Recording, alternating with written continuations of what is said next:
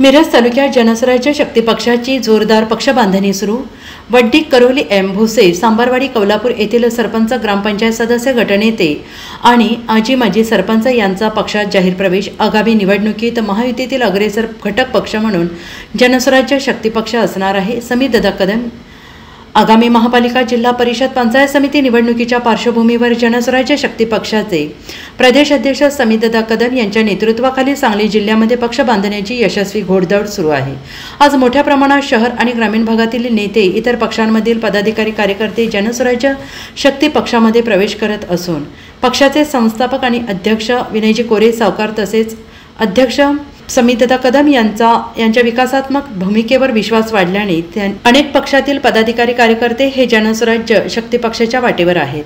आज वड्डी, करोली एम भोसे, सांबारवाडी, कौलापूर येथील आजी माजी सरपंच, विद्यमान सरपंच, ग्रामपंचायत सदस्य, गटनेते, सोसायटीचे आजी माजी चेअरमॅन यांनी जनस्वराज्य शक्ती पक्षात जाहीर प्रवेश केला आणि यावेळी प्रदेश अध्यक्ष समीरदादा कदम यांच्या हस्ते वड्डी गटनेते महेंद्रसिंह शिंदे सरकार, करोली एम सांबारवाडी सरपंच अशोक शिंदे, करोली एम सोसायटी विद्यमान चेअरमॅन सुरेश आबा देशमुख, माजी सरपंच तानाजी बंडू चव्हाण, शुभम सूर्यकांत, चंद्रकांत बसतवडे, कौलापूर गावचे युवा नेते प्रमोद पाटील यांच्यासह असंख्य कार्यकर्त्यांनी जाहीर प्रवेश केला आहे।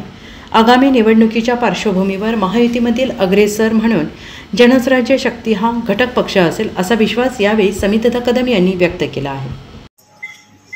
जनस्वराज्य शक्ती पक्षाचा या राज्याच्या महायुतीमधला एक चौथा घटक पक्ष असल्यामुळे त्या ठिकाणी एक चांगल्या पद्धतीची आज राज्यामधली जी सरकारची घोडदौड आहे, राज्याचे मुख्यमंत्री देवेंद्रजी फडणवीस साहेब यांच्या नेतृत्वावर विश्वास ठेवून आम्ही सगळेजण त्या ठिकाणी चांगल्या कामात पुढे आहोत।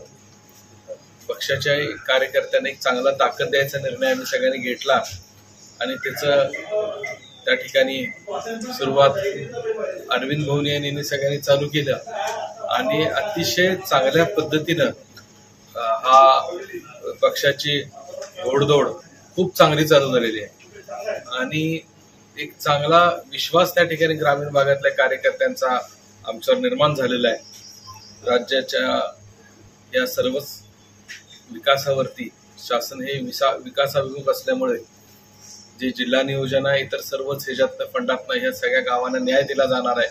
सर्वच कार्यकर्त्यांना एक चांगली ताकदीनं कामं दिली जाणार आहेत आणि येणाऱ्या काळामध्ये जनस्वराज्य शक्ती पक्ष हा एक राज्याच्या येणाऱ्या सगळ्या पाहणाऱ्या जिल्हा परिषद, पंचायत समिती, ग्रामपंचायत, सोसायटी इलेक्शनमध्ये एक अग्रेसर भारतीय जनता पार्टीबरोबर असणारा पक्ष असणार आहे।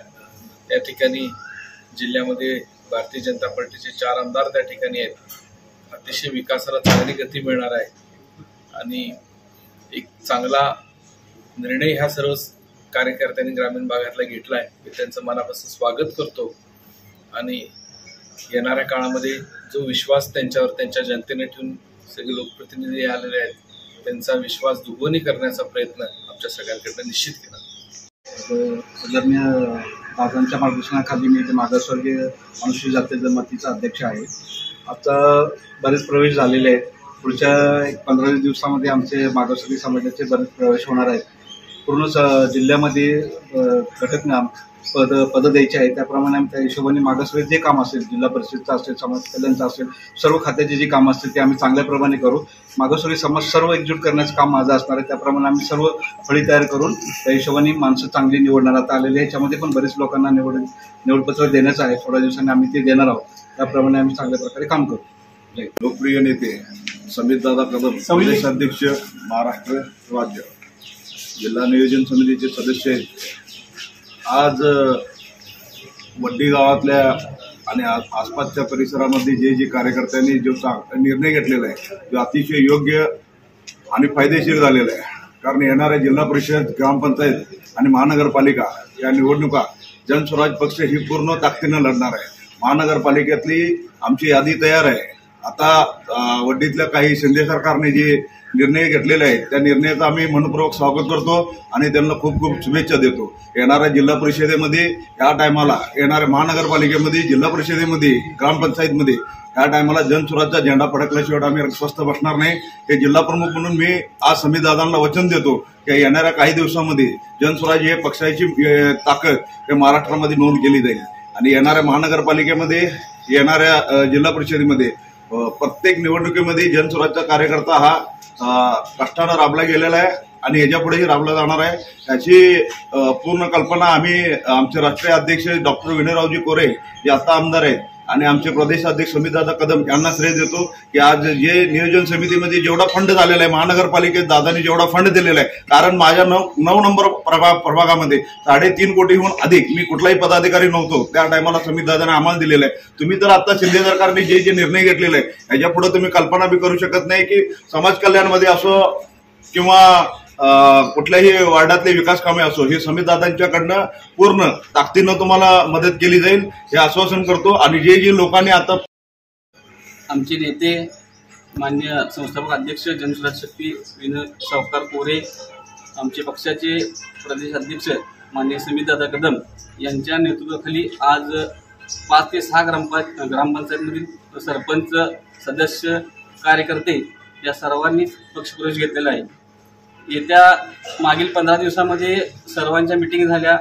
बऱ्याच लोकांच्या ग्रामीण भागातल्या समस्या अजून सुटल्या नाहीत. त्या सोडवण्यासाठी आमचे नेते समीरदादा कदम हे कायम अग्रेसर आहेत आणि कुठलाही कार्यकर्ता कधीही आला समीरदादांच्या इथं तर तो नाराज होऊन जात नाही. एवढं मात्र मला खात्रीशीर इथं सांगायचं आहे की येणाऱ्या महानगरपालिकेच्या इलेक्शनमध्ये आम्ही ताकदीनं जनसुराज्य पक्षातर्फे निवडणूक लढवू आणि जास्तीत जास्त सीटा आमच्या कशा येतील हा प्रयत्न करू. समीरदादांच्या आणि सावकारांच्या नेतृत्वाखाली आम्ही इथून पुढे भरघोस काम करू एवढे बोलतो आणि माझी 2 शब्द संपवतो. Bureau report SBN Marathi, Miraj.